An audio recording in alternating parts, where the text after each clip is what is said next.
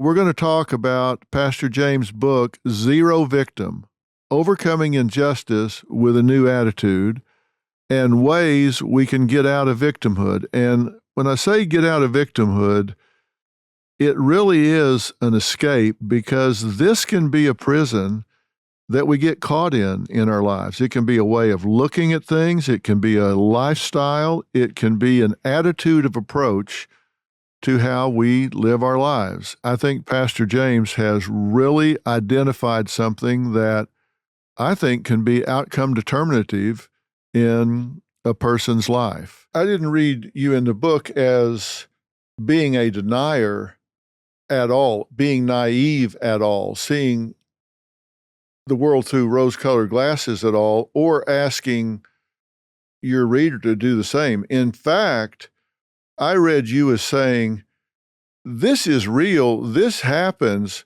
so you better get ready for it and check your mind. In fact, you say in the book that people with a victimhood mentality are undisciplined thinkers, I think is how you referred to it, as undisciplined thinkers. You're not checking your thinking. You're letting somebody else control your thinking. You're not being disciplined in your thinking. Yeah, undisciplined emotionally. Right. I talk about that as well, which I think is a conversation that's not happening. And I just want to be clear, we're not being condescending to people at all. But I think that people who are undisciplined emotionally are all over the nation right now. I think that this is the problem. I don't think that times are getting harder. I think people are getting weaker in some situations. I think that we're not conditioning and tempering our hearts and our minds to deal with the things that we're facing off with. Victim mentality right now, it's like being in a maximum security prison with no walls. And now all of a sudden we're creating safe spaces and all these kinds of things for people to retreat to, because we're not building better people. We're not tempering our emotional thresholds, in the workforce. I mean, we'll check a resume. Where'd you go to school? How did you score on the LSAT, the GMAT, the GRE? But we're not checking emotionally. Are people tempered and strong from an emotional standpoint? And so I just think it's a quotient that's not being addressed. We're silent on the issue in society, and we're seeing victim thinking is now becoming the soil from which all of the division, all of the political vitriol, all of the hatred, all of the exasperated racism and the conflagration of emotions in our nation is all growing from the soil, the very fertile soil of victim thinking. And not just in the area of race. I deal with women who have been molested, who've gone through situations where they've been abused. We deal with folks who are dealing with divorce and gone through bankruptcy. In any situation, victim thinking, it becomes like a maximum security prison with no walls. And my heart is to see people free, to see people liberated, to live in the dignity, to live out the fullness of God's call for their life. And it has everything to do with their perspective and how they manage the emotions. I say that emotions now have become, I use the term emotional EWMDs, emotional weapons of mass destruction. And I think we're seeing that on a cataclysmic scale in our nation right now. Well, I think you're right about what you're saying. One of the things that really jumped out at me that you said was, if we want to see a better nation, we must start by creating better, stronger people who do not see themselves as victims. And I worry right now when I see what's happening in schools, both K through 12 and in universities, that we are coddling, that we're not preparing students for the real world, because we're, like you said, it's like the prison without walls. We've got students now at some of the top universities in the country, an election result comes back that they don't like, and they're creating safe spaces for them to decompress. We have some universities that have brought in puppies for them to hold so they can not be so anxious. We have students that are getting tenured professors disciplined, suspended, and fired because they're offended by some of their ideology. I thought we went to the university to hear other people's point of view. That's correct. To steel ourselves against things we didn't believe, or to be influenced by something we hadn't considered before. Now, I've seen studies anywhere from 15 to 30% of students think it's okay to yell down a speaker that disagrees with you. And students complaining if they're asked to take the other side of an argument on a final exam, the side they don't agree with, and argue that side to show that they've studied both sides of something. They go to the dean and complain, and the professor winds up getting disciplined or suspended or dismissed. We're not preparing strong people, because when you get out into the dog-eat-dog world where there's a lot of dogs after them bones, you better be tough and ready to go and not whining and being a victim where you say you've been damaged, you say you've been hurt. Yeah, that's correct. And I think I mean, actually, it's ironic you mentioned the university campus.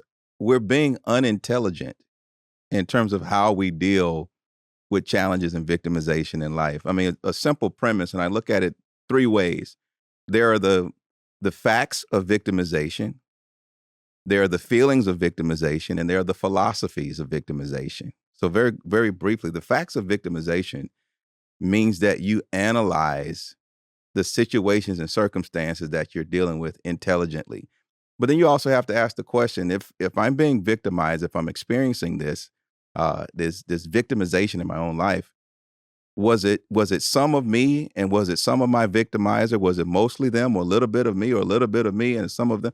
When you talk about the facts of victimization, in most situations, when you analyze what actually transpired, it's not as bad as it's augmented. It's not as bad as how you feel it to be. So number one, we have to talk about the facts of victimization and be honest about those and be truthful. John 8:32, from a biblical standpoint, Jesus said you should know the truth and the truth shall make you free. We got to start with the truth and the facts of victimization. Number two, there are feelings of victimization. Now you're talking about my emotional response, which is absolutely subjective, and that can go anywhere in any number of different directions.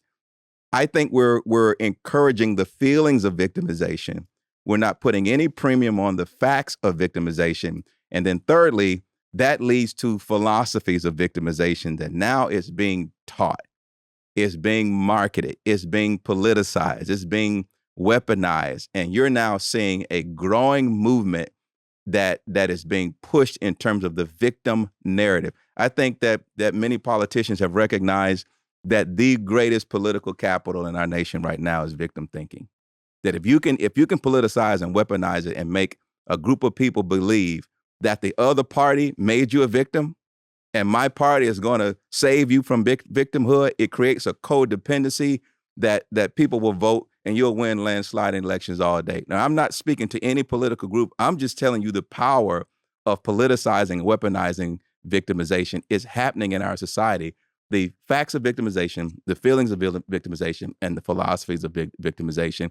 And the university campus is exactly where we should be addressing these issues, as well as churches. I think that pastors like myself have a tremendous role to play in how we deal with this. Well, I think you're exactly right about victimizing. I read an article today from the Wall Street Journal about an analyst saying that that's how Trump got elected, that he came along and addressed a lot of white men who had lost a lot of opportunities over the last 20 or 30 years, that in 1965, there was one woman, I believe it was, in the Harvard Medical School graduating class. It was either one woman or one black. Fast forward like 40 years, and there were like 47, which means there were 47 less white men in that group. So he addressed all of these sort of things that nobody had been saying. And here are all of these guys that are supposedly the ones with a man's world privilege, white privilege, male privilege, who couldn't feel like they were able to whine or complain. And here comes somebody that's whining and complaining for them, and they all jumped on that bandwagon because they wanted to be victims but didn't feel like they could complain. And he gave them the opportunity to weaponize that victimization, and they jumped on the bandwagon. I'm talking to Pastor James Ward, and if you've just started paying attention or listening, he is the author of Zero Victim, Overcoming Injustice with a New Attitude. And the attitude is own your course through this life. Own your feelings, own your thinking, own your choices, that you don't have to step into the victim role. You can reject that. Let me say very clearly, he is not denying that there is systemic racism. He is not denying that there are people out there that will victimize you. He is not denying that there are circumstances or situations that will prey upon you and that you don't have a choice about that. What he's saying is you have a complete choice about what you do about it, what you say to yourself about it, whether you put it on and wear it like a coat, or whether you throw it off and say, I'm going to choose how I react to this. Fair statement? Very, very fair, accurate. Zero victim thinking is preventative, is preemptive. I use an analogy to describe how victim thinking works. And I use the analogy of baseball. And I like to say that the pitcher is a really, really bad guy because he throws this object that's rock hard at 100 miles an hour at this other guy behind home plate. That's not a nice thing to do. And let's just say that the catcher now on the receiving end of this projectile, this life-threatening projectile that's coming his way, if he is unprotected, unaware, and unprepared, he could easily lose his life with a baseball being thrown at him at 100 miles an hour. But because he prepares, because he preconditions his mind, he takes the proper stance, he puts on the right protective equipment, he stretches out his hand in anticipation of the pitch that's coming his way, and what was potentially a life-threatening situation has now become America's favorite pastime. It's a sport to him. Why? Because he manages the problem that is coming. That is how I describe the necessity of preconditioning your mind to develop a zero victim mindset. The pitches are going to come. The victimization is going to come through relationships, through the work experience. This is something universal. The only qualification you need to be victimized is to be born.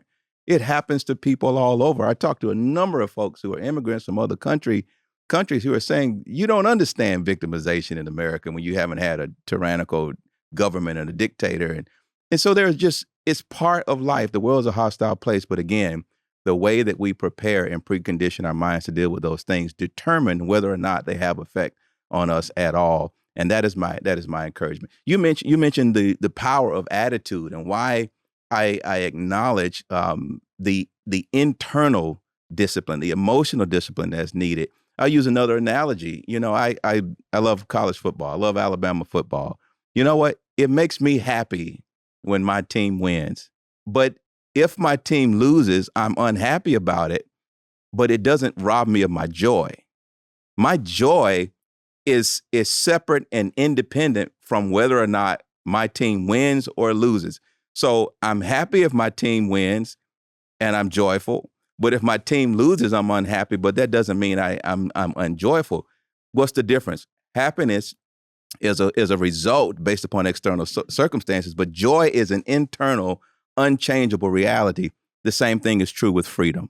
The same thing is true with zero victim thinking. We got to build better people and equip people. I think this should be taught in the school systems. I think it should be taught in churches, that we've got to help folks be equipped to face off with the challenges that we're all facing, and really begin to kind of put this in the right framework.